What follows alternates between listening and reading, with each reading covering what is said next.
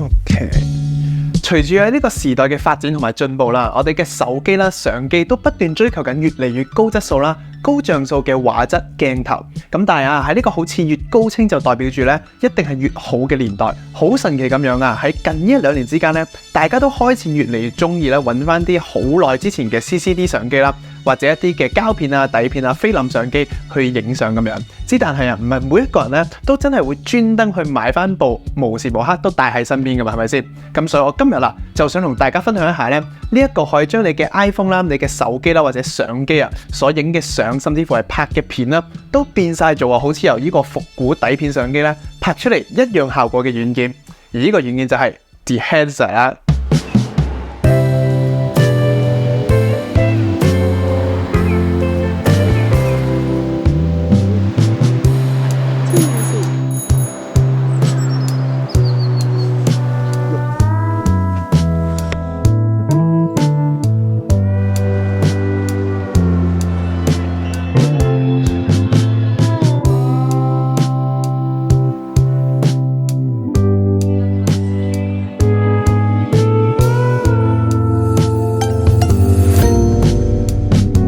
Hello， 大家分享翻到 channel， 我嘅熱愛科技魔術師 Mac。咁喺 channel 裏面同我分享啲最新嘅科技產品，同埋唔使諗魔術變魔術變身，記住記住 subscribe 同埋嗰啲嘢，收到唔會錯任何啲啦。我俾3秒鐘你 ，3、2、1。OK， 唔知大家中唔中意頭先嗰一小段嘅樣片呢？咁頭先嗰段嘅影片全部都係我上年去日本旅行嘅時候，用我部Sony A7 Mark IV 去拍啦，然後後期喺Final Cut Pro 裏邊用 Dehancer 去 edit 出嚟嘅。咁唔知道你覺得 edit 完出嚟嘅效果啦，似唔似係用嗰啲復古嘅底片相機拍出嚟？又或者你中唔中意呢種風格效果呢？歡迎你喺下邊留言咧，話俾我知你嘅意見嘅。OK。咁我自己其實本身都冇乜特別會專登去買部 CCD 嘅相機啦，又或者啲菲林相機啦去影相嘅。咁但係有時見到人哋影出嚟嘅效果又真係幾特別幾靚嘅。咁不過我都係睇下就算噶啦。咁但係又話說咧，我上個月就收到 Dehancer 佢哋嘅 email 啦，邀請我去試用一下佢哋嘅軟件，然後再俾翻啲嘅 feedback 去 review 一下咁樣嘅。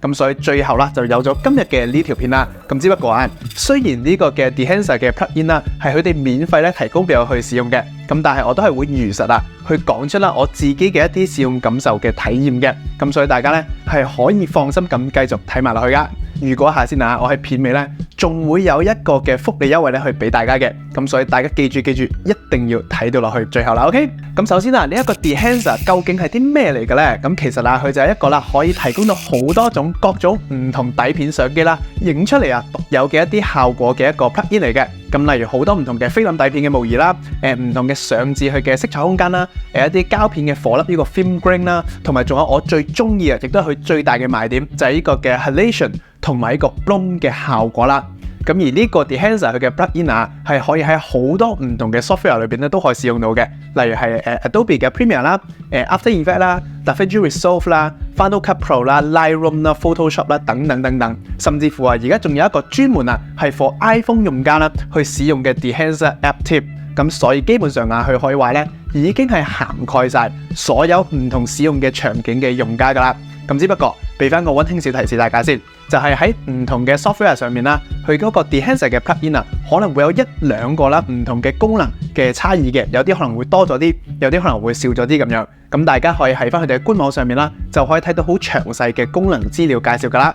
咁講咗咁多不如我哋就直接去 Final Cut Pro 裏邊去實際操作，去 edit 一下，俾大家睇下呢個 Dehancer 佢嘅實際效果究竟係點樣噶啦。OK， 咁我哋一打開呢個 Final Cut Pro 啦，跟住我哋用翻我之前嘅一段日本拍嘅 clips 啦，去做一個嘅示範咁樣嘅。跟住對裏邊你會見到右下角嘅 effect 就可以喺翻呢個 film emulation 裏邊就可以揾翻呢個 Dehancer Pro 噶啦。咁佢嘅功能都真係好多嘅。咁首先一開始喺呢個 Dehancer 裏邊你可以見到佢 input 嗰度就可以俾你揀翻你嗰個相機拍攝嘅一啲來源，例如你嗰個 source 係Red 709定係你拍嘅例如係特別嘅 S-Log 或者係 Apple 最新嘅 Apple Log 其實都可以用到嘅。咁而下邊都可以俾你揀翻你嘅相機，例如你嘅相機係Sony 嘅，例如係 A7 Mark IV 嘅，跟住或者例如係你拍嘅 S-Log 3或者其他都係喺呢度揀翻嘅。咁我呢度揀嘅就係普通嘅 Red 709就 OK 啦。然之後佢下邊就有最基本嘅一啲嘅 exposure 嘅曝光啦，一啲嘅 temperature 嘅色溫啊，或者其他最基礎嘅設置啦，去俾佢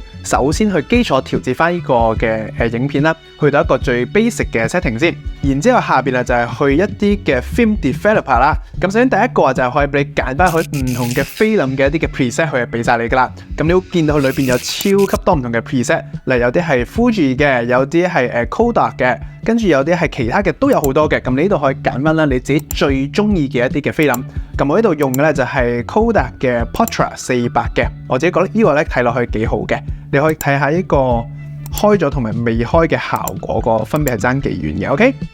然之後下邊啊就可以再俾你微調咧一啲佢啲菲林嘅一啲嘅細節嘅。咁而下邊呢個 print 嘅話咧，就係類似佢一個你去沖洗你嘅菲林嘅時候啦，佢嘅相紙嘅一啲選擇。咁呢個 print 裏邊咧有幾種去俾你揀嘅。咁我自己咧呢度就揀翻最 basic 佢自己嘅 preset 嘅 linear 咧就 OK 啦。咁呢度咧你都可以揀翻去沖洗嘅時候嘅一啲 exposure 咧，會唔會你想過曝少少去沖啊，或者減曝欠曝少少嘅都 OK 嘅 ，OK？然之後下邊咧就到一個最重點嘅第一個 film grain 啦。咁呢一個嘅 film grain 咧，佢同普通咧你平時出去睇到嘅 film grain 咧係唔一樣嘅，因為好多其他嘅 software 上邊咧可能都有呢個嘅film grain 俾你去加呢個嘅效果。咁但係佢哋加嘅方法咧，一般嚟講都係直接加一層嘅 overlay 喺上邊咧，就為之叫做加咗你嘅 film grain 噶啦。咁但係呢個 Dehancer 佢嗰個 grain 咧就唔係好普通加一層 overlay 上去，佢而係真係咧會根據你嘅畫面咧去生成一啲嘅 grain 出嚟嘅。而且一般嚟講啊，噪點咧喺個暗部咧會比較明顯，而喺亮部嘅時候咧會比較冇咁明顯噶嘛。咁而佢呢一度嘅 film grain 咧，其實你只要按翻呢個 custom 啦，你都可以自己去細節去微調翻嚟 shadow 裏邊你想有幾多，跟住 mid tone 或者 highlight 上邊有幾多咧，你都可以自己去調校嘅。甚至乎另外下邊仲有一個叫 chroma， 咁 chroma 咧就係講緊一啲有顏色嘅噪點啊，你都可以自己去調節，例如你想有啊定係冇，都可以自己去微調嘅 ，OK？咁而呢度咧，我就大約揀翻35mm 嘅500就 OK 啦。然之後 film grain 嘅下邊咧就係一個佢獨有嘅一個 halation 嘅一個效果啦。咁 halation 係啲咩咧？其實 halation 咧就係講緊喺一啲嘅 highlight 嘅高光位啦，或者一啲對比嘅邊緣上面啦，會多咗一層紅色咁樣嘅光芒嘅效果，就好似你以前用一啲嘅老款嘅鏡頭嘅時候啦，會出現嘅一啲我哋叫色散嘅效果啊。咁目前市面上咧，好似真係冇任何其他嘅軟件啦，除咗 DaVinci 之外啊，冇其他軟件咧係可以做到 halation 嘅效果嘅。咁 DaVinci 如果你係要加 halation 嘅話咧，都加到，但係DaVinci 嘅其實都好麻煩，你要慢慢去細調啲參數啦，你先可以調節一個比較啱心水嘅 halation 嘅效果嘅。咁而喺呢個嘅 Dehancer 呢度咧，你就可以好簡單用佢嘅 preset，例如係16mm 啊、35mm 啊、65mm 啊、8mm 呢啲，你可以自己去揀佢唔同咧 halation 出嚟嘅效果嘅。OK， 咁如果你覺得你呢個65mm 個 halation 唔夠多，你可以自己去到最大嘅8mm。你會見到佢呢啲邊緣位啊，佢就已經有好明顯嘅 halation 嘅效果，去放大少少睇咧，你會見到呢啲位係好明顯嘅 halation。咁我自己就比較中意呢個 halation 嘅效果，但係又唔使太多，我會較呢度咧16mm 嘅 Super 16就 OK 啦。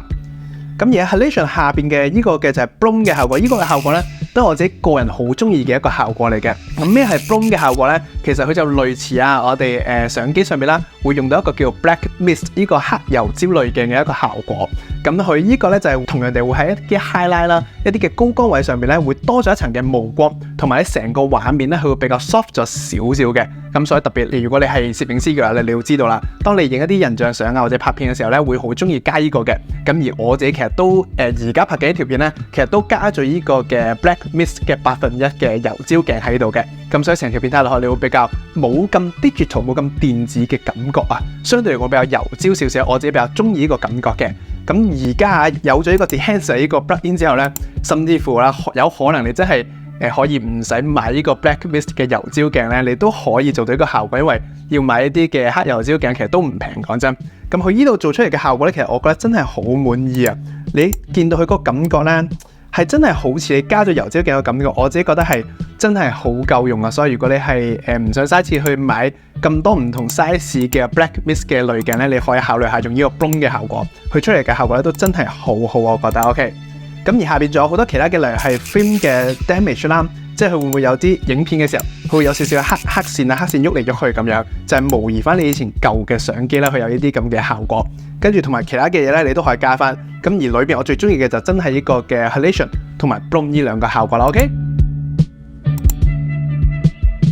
好，咁而針對一啲咧，平時如果你淨係會用 iPhone 咧去影相拍片，然後咧直接喺 iPhone 上面去 edit 嘅人嘅話咧，Dehancer 咧佢都推出咗一個專門 for iPhone 去使用嘅 app 嘅。咁當你用你嘅 iPhone 啦去影完相或者拍完片之後啦，就可以好方便直接喺你嘅 iPhone 上面去 edit 你嘅相或者影片啦。咁而且基本上咧絕大部分你喺電腦上面可以用到嘅功能咧，喺 iPhone 呢個嘅 Dehancer app 上面咧，大部分嘅功能都可以用得翻嘅。咁包括我自己頭先講到啦，最中意嘅呢個 halation 嘅效果同埋一個 bloom 呢兩個功能咧，都可以用翻，係冇問題嘅。咁而且我覺得佢嘅操作界面咧都非常之簡潔易用嘅，唔會太過之複雜。咁但係唯一有一個地方咧，我覺得唔係咁方便嘅咧，就係佢冇得好似 Lightroom 咁樣一次過啦去批量處理一堆嘅相片。咁因為有時如果你係同一個地方啦，影咗一堆嘅相啦，我通常都會 edit 完一張之後咧，就將呢張相嘅 edit 嘅內容啦，直接複製貼上去到其他所有嘅相片上面嘅，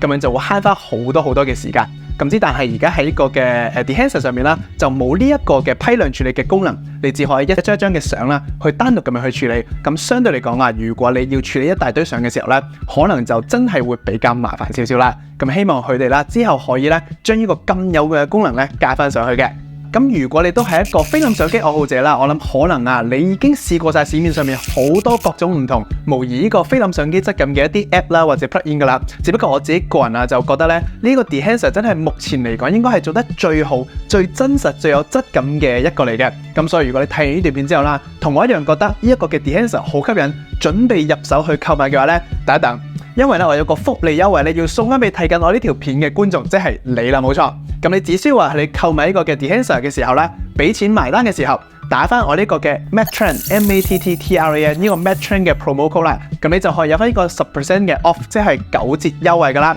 咁而且如果你用我呢個嘅 promo code 去購買呢個 Dehancer 嘅話啦，我都會有翻少少嘅分成嘅，雖然唔多，咁但係都可以代表咧你支持我呢個嘅 channel 啦，繼續營運落去嘅一個少少鼓勵嘅。不過都係嗰句，你真係咧自己有需要去試用到咧，先至好去購買 ，OK？ 咁而如果你冇需要購買，但係都想支持我嘅話咧，其實好簡單嘅啫，你只需要幫我 like 咗呢條片 ，subscribe 埋我嘅 channel。share 埋出嚟俾嘅朋友仔睇下，最後就喺下面 comment 留言多一句嘅支持，咁樣就好足夠噶啦 ，OK？ 咁我就係一個熱愛科技嘅魔術師咩？我哋下條片再見